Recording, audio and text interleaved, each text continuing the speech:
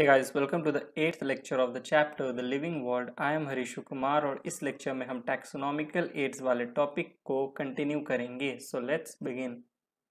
देखो, taxonomical aids के last lecture में जो कि पार्ट 1 वाला लेक्चर है उसमें हमने ऑलरेडी हर्बेरियम, बोटैनिकल गार्डन्स और म्यूजियम, ये जो 3 टैक्सोनॉमिकल एड्स हैं इनको कंप्लीट कर लिया था. तो इस लेक्चर में हम जूलॉजिकल पार्क्स और की, ये जो हमारा 2 टैक्सोनॉमिकल एड्स हैं इनके बारे में पढ़ेंगे. तो चलो पहले जूलॉजिकल पार्क से स्टार्ट करते हैं.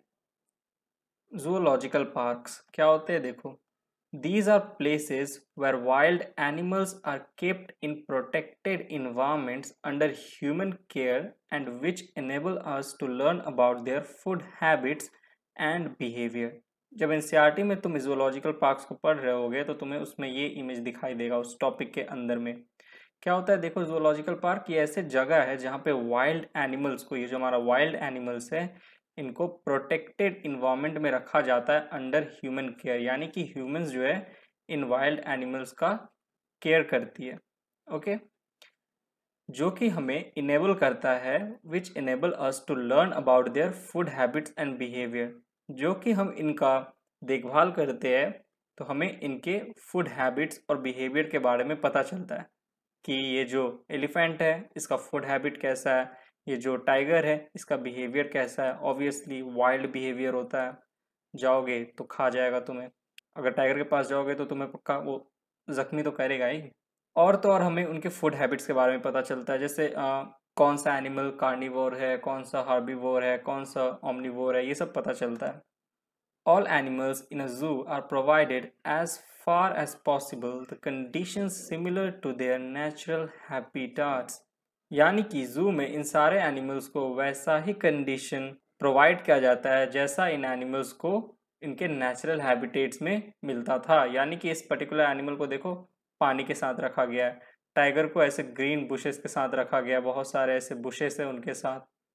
गेंडा को देखो एकदम खाली जगह दिया गया है. ऐसे एलिफेंट को भी अपना जैसे नेचुरल हैबिटेट में उसको जैसा जगह मिलता है वैसा ही जू में भी उसको दिया जाता है. तो बड़े ही देखभाल से रखा जाता है एनिमल्स को. और बच्चों को बड़ा ही अच्छा लगता है जूलॉजिकल पार्क्स में जाना, जिसे चिड़ियाघर के नाम से तुम जानते होंगे. चिड़ियाघर वही हमारा जूलॉजिकल पार्क है. Moving on. की क्या है? देखो, Key is another taxonomical aid used for identification of plants and animals based on the similarities and dissimilarities. तो similarities या dissimilarities के बेसिस पे हम plants या animals का identification कर सकते हैं. और इस चीज़ में हमें जो taxonomical aid help करता है उसका नाम है की. तो की बेसिकली आइडेंटिफिकेशन के लिए हमें हेल्प करता है, मतलब आइडेंटिफिकेशन में हेल्प करता है. किसका आइडेंटिफिकेशन में? प्लांट्स या एनिमल्स का. किसके बेसिस पे? सिमिलैरिटीज या डिसिमिलैरिटीज के बेसिस पे. The key are based on the contrasting characters generally in a pair called couplet. जैसे मान लो मेमोरी ग्लैंड्स. मेमोरी ग्लैंड्स क्या है? एक कैरेक्टर है. अब मेमोरी ग्लैंड्स किसी एनिमल में प्रेजेंट भी हो सकता है या एब्सेंट भी हो सकता है. तो यानी कि मेमोरी ग्लैंड का प्रेजेंट होना किसी एनिमल में ये भी बताता है कि उसमें मेमोरी ग्लैंड एब्सेंट नहीं है, यानी कि मेमोरी ग्लैंड प्रेजेंट है. तो 2 ऑप्शन है यहाँ पे, दोनों एक दूसरे के कॉन्ट्रास्ट में है. देखो, 2 कैरेक्टर है, या तो मेमोरी ग्लैंड एब्सेंट है या तो मेमोरी ग्लैंड प्रेजेंट है. दोनों के दोनों क्या है? एक कैरेक्टर है. तो कॉन्ट्रास्टिंग कैरेक्टर है, यानी कि ऑपोजिट है. अगर प्रेजेंट होगा तो हम इसे चूज करेंगे और अगर एब्सेंट होगा तो हम इसे चूज करेंगे. मान लो कि एक एनिमल है, एनिमल ए, और हमें इसका आइडेंटिफिकेशन करना है. और हमने एक कैरेक्टर दिमाग में लिया, सोचा कि चलो देखते हैं कि उस एनिमल में मेमोरी ग्लैंड प्रेजेंट है या नहीं है. तो अगर प्रेजेंट होगा तो ये वाले ऑप्शन को चूज करना है, और अगर एब्सेंट होगा तो ये वाले ऑप्शन को चूज करना है. तो यानी कि ये दोनों क्या हो गया? हमारा कॉन्ट्रास्टिंग कैरेक्टर हो गया, जो कि बेसिकली देखो तो पेयर में प्रेजेंट है. एक ये और एक ये, जिसे हम कहते हैं कपलेट. ये हमारा क्या है? कपलेट. वैसे ही दूसरा एक और कैरेक्टर हो सकता है जैसे जॉइंट अपेंडेजेस. वो भी अगेन जॉइंट अपेंडेजेस या तो एब्सेंट हो सकता है या तो प्रेजेंट हो सकता है. यानी या तो प्रेजेंट हो सकता है या तो एब्सेंट हो सकता है.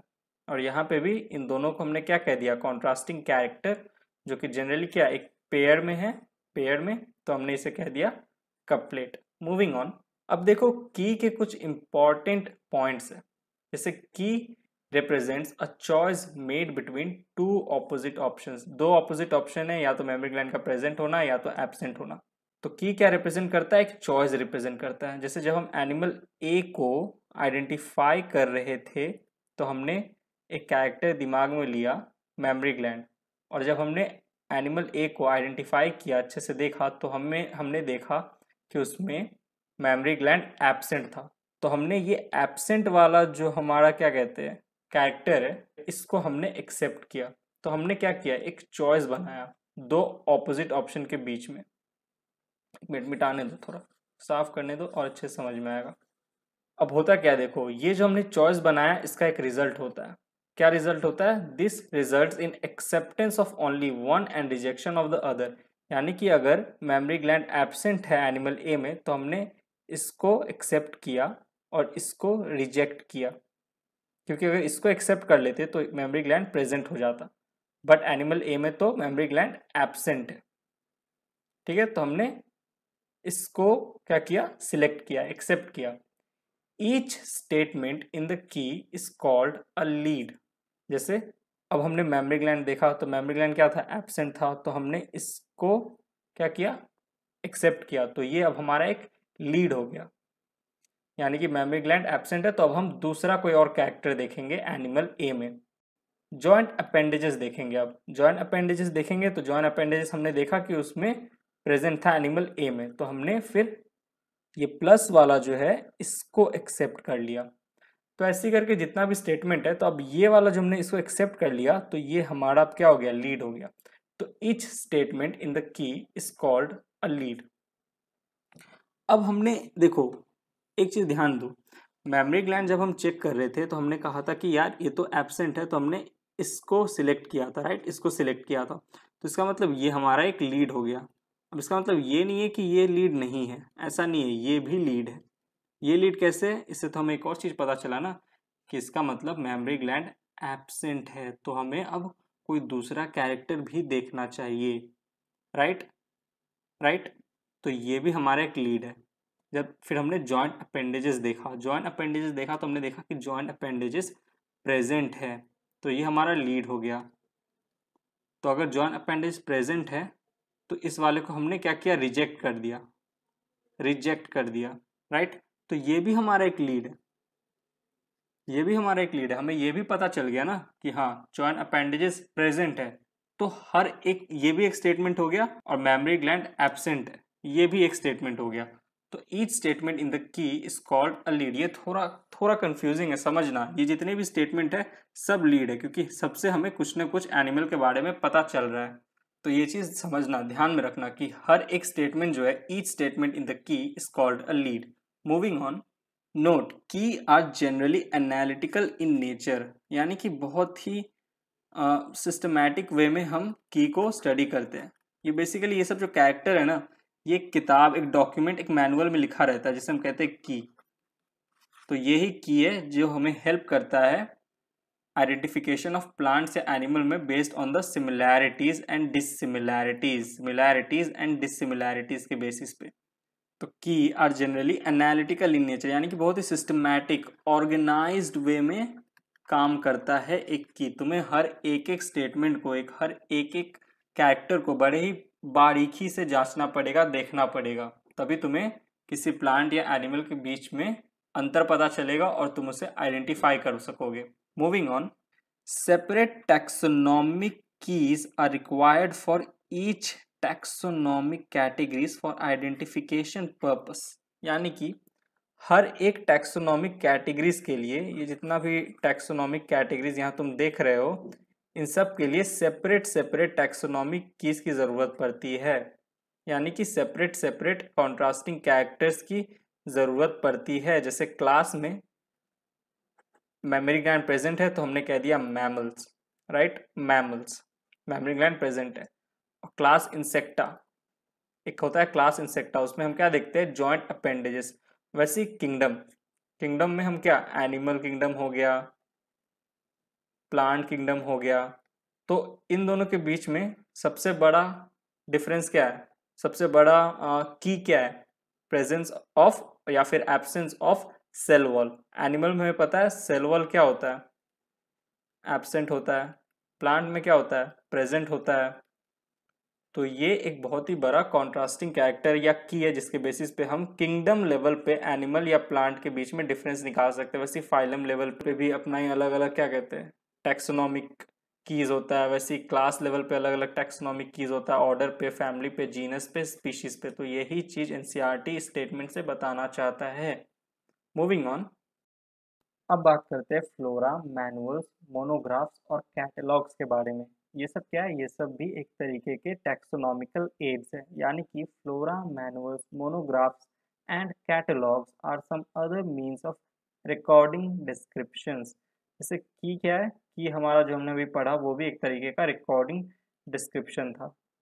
रिकॉर्डिंग डिस्क्रिप्शंस, उसमें बहुत सारे डिस्क्रिप्शंस रिकॉर्डिंग थे, आई मीन रिकॉर्डेड थे। जैसे कैरेक्टर्स थे बहुत सारे, मेमोरी ग्लैंड्स, जॉइंट अपेंडेजेस। वैसे भी प्लांट्स के लिए भी बहुत सारे अलग अलग रहे होंगे, जैसे number of androecium, number of gynoecium एक प्लांट में कितना है, प्लांट में सेल वॉल का प्रेजेंट होना, एनिमल में सेल वॉल का एब्सेंट होना, ये सब डिस्क्रिप्शन रिकॉर्डेड थे। वैसे ही फ्लोरा, मैनुअल्स, मोनोग्राफ्स और कैटलॉग्स भी उसी तरीके के रिकॉर्डिंग डिस्क्रिप्शंस है, ठीक है, जिसका हम हेल्प लेते हैं प्लांट्स या एनिमल्स को आइडेंटिफाई करने में। They also helps in correct identification, वही जो मैंने अभी बोला।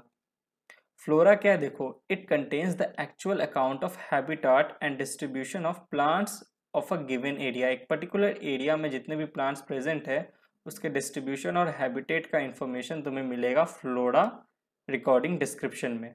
नेक्स्ट, मैनुअल्स क्या होते हैं, they are useful in providing information for identification of names of species found in an area. एक पर्टिकुलर एरिया में कितने स्पीशीज है उनका नाम, उनका इंफॉर्मेशन तुम्हें सब प्रोवाइडेड रहेगा एक मैनुअल में, एक पर्टिकुलर एरिया, लेकिन याद रखना, ठीक है। वैसे फ्लोरा में भी क्या है, एक गिवन एरिया। नेक्स्ट है मोनोग्राफ्स। मोनोग्राफ्स क्या है, they contain information of only one taxon. कोई भी एक टैक्सॉन का इंफॉर्मेशन तुम्हें मोनोग्राफ में मिल जाएगा।